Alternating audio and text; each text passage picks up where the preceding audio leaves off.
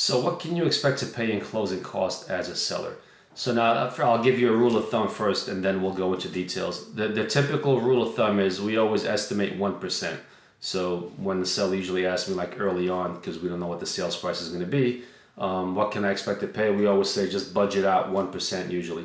Now, of course, that's going to vary depending on, if you have a $50,000 condo or a $900,000 home, that usually it's not going to be 1% for both. So it'll be maybe 1.5%, possibly even 2% on the $50,000 sales price, but it could be less than 0.5% on a $900,000 property. So it can vary. But basically it comes down to this. There's 4 things that you have to pay. And this is just on the seller side. The buyer's going to have their own closing costs, which are usually significantly higher than the seller's. But you've got 4 things you've got to pay. The first thing is pay an attorney. An attorney fee is somewhere around $400, give or take, $50, $75. I've seen it as low as $350. I've seen it as high as $475. But roughly $400 for an attorney fee.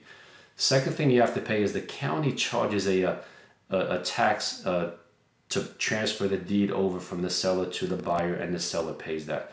Now that is a percentage of the sales price. The county charges 0.0037 of the final sales price. So if it's a $200,000 property, you'll have to pay $740 to the county, and that'll go at the closing cost. The third thing you have to pay is any HOA dues that are due, they get prorated. So let's just say you close in the middle of the month on the 15th. So you'll be responsible for the HOA dues from the 1st to the 15th. The buyer takes over the HOA dues from there on. So that gets prorated. The fourth thing and final thing is the property taxes get prorated. So property taxes in South Carolina are paid in arrears. So we're not paying up front for the whole year. We pay after the year is over.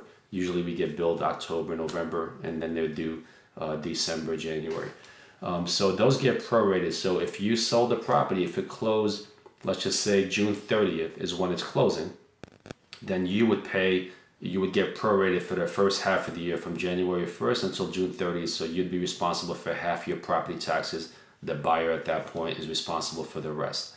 So those are the 4 major things: attorney fee, prorated taxes, prorated HOA, and tax stamps. Now, besides those, there's multiple things that could pop up. But again, all of these other things that could pop up are all negotiable. So a buyer could ask for a CL 100 report, which they typically do. A CL 100 is a wood infestation report, which means that somebody hires a termite guy to go out there, check the property out, and make sure that there's no termites. And then they would provide a 1 or 2 page document certifying that the property is free of termites. That usually ranges between $85 and $100. So a buyer could ask a seller to pay for that. So that's one thing. Again, it's negotiable depending on who your agent is. I try to negotiate all of that and have the buyer pay for it. A second thing a buyer could ask for is a home warranty. If they feel like that the appliances are old, the HVAC or something like that, they could ask the seller to provide a home warranty. That can range anywhere from $400 up to $1,000, depending on the policy. But again, that's all negotiable. It's not something that you have to pay. A third thing that could pop up is if there's any other attorney tasks that have to be done outside the scope of a regular closing. For instance, let's just say you can't make it into town, then they have to overnight you the package so you can sign it and then overnight it back. Of course, you're going to get charged for those kinds of things. Another possible thing that could come up, and we're seeing this more and more frequently with financing deals, is a buyer could ask the seller to pay some of their buyer's closing costs.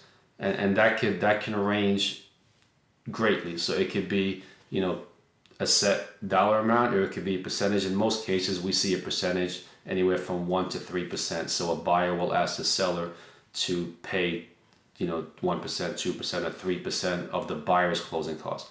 But again, that's all negotiable as well, and that's something we would look at depending on what the offer price is.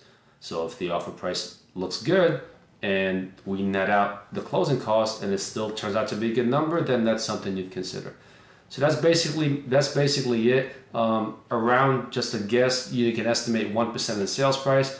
In more detail, you've got the attorney fee of $400, the HOA prorated, property taxes prorated, and your tax stamps, 0.0037. If you have any questions at all, please feel free to give me a call.